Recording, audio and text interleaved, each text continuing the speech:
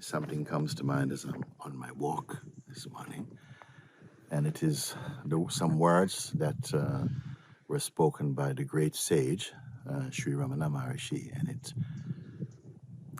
these words, they have stayed because they are so potent and point so powerfully to how true seeing happens. The sage said, the eye removes the eye, yet remains the eye. So, of course, many people go, what is he talking about? How many eyes is there? Apart from the two, that's not the eyes he's talking about. When consciousness, when the pure, absolute God Self manifested this existence, the play of existence, and to experience it, it came in the form, I am.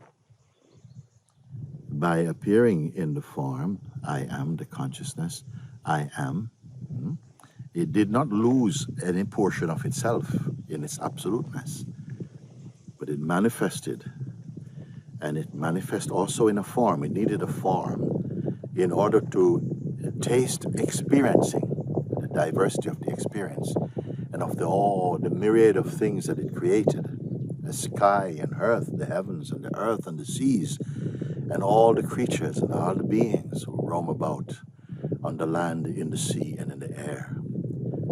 The play of existence, the dance of existence. It also appeared inside the sentient or living beings, the conscious beings, in the form I am. Not the words saying I am, but the intuition, the natural sense, I am. This I is I consciousness. Am means to exist. I am here. I am. It's quite impersonal. It's not personal. It's not the person. Just like the body is not a person, and it's not personal. Okay? This sense I am entered the body and experience itself as the experiencer or the witness, the feeling or vibration. I am, I exist. Okay? But as soon as it entered body, functioning in body, the way of the world, in order to manifest as individuality, the belief I am the body came. It developed naturally also, but it also developed supported by collective conditioning from family, from parent, from society, strengthens this feeling, I am the body. And this I am the body, I am the conditioning received inside this body as mind. And then the sense of person, the I became something personal. That was called birth of the person. Not the birth of the body, but the birth of the person. And the person is a mode of consciousness, a reduced component of consciousness that feels then I am this person.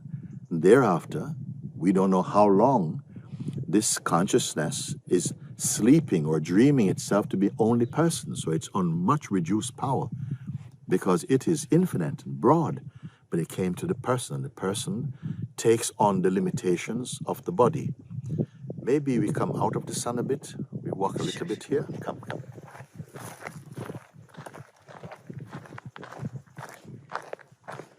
This personhood identity of consciousness, which is formed with the feeling I am the body, became the basis of the personal existence. I am my mind, I am my conditioning, you see. So as soon as that came in, consciousness became very limited in its expression.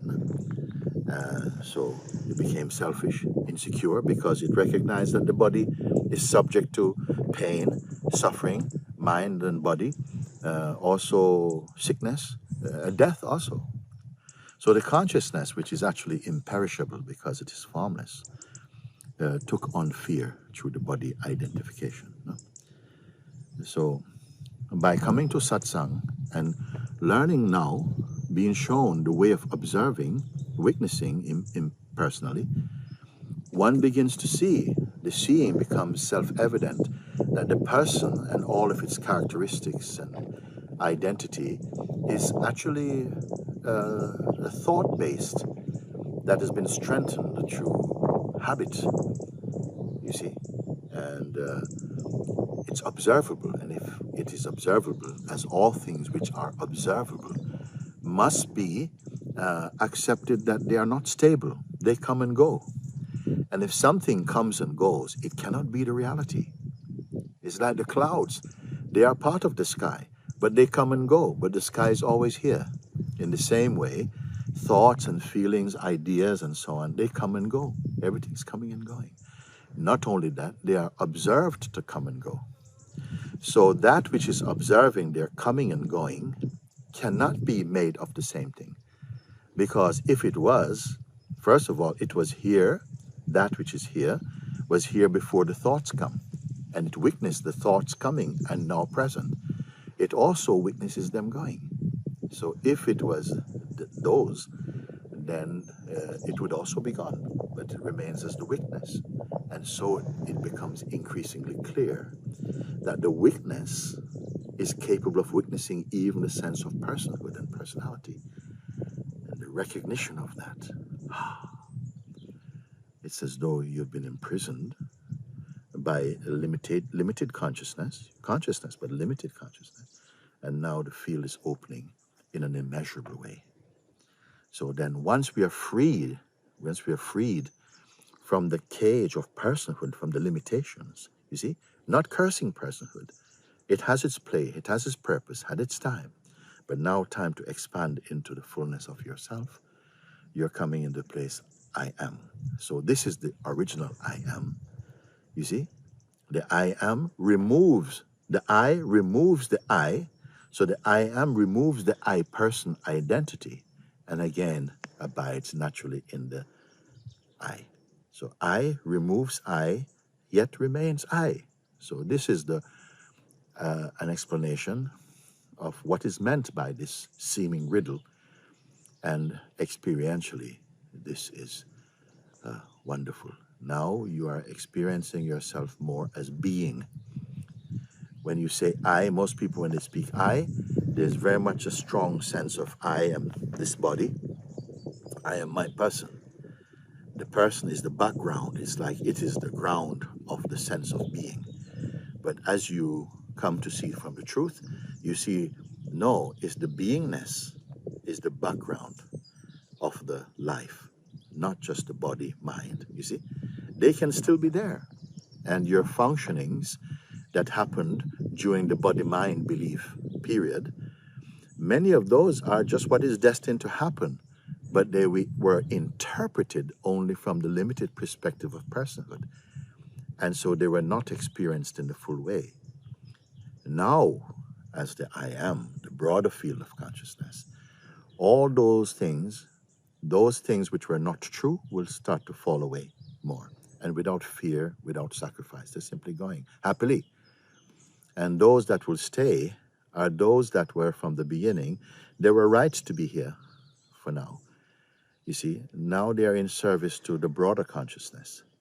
That is the leap, the change from person to presence, from person to presence. And then from presence to complete purity.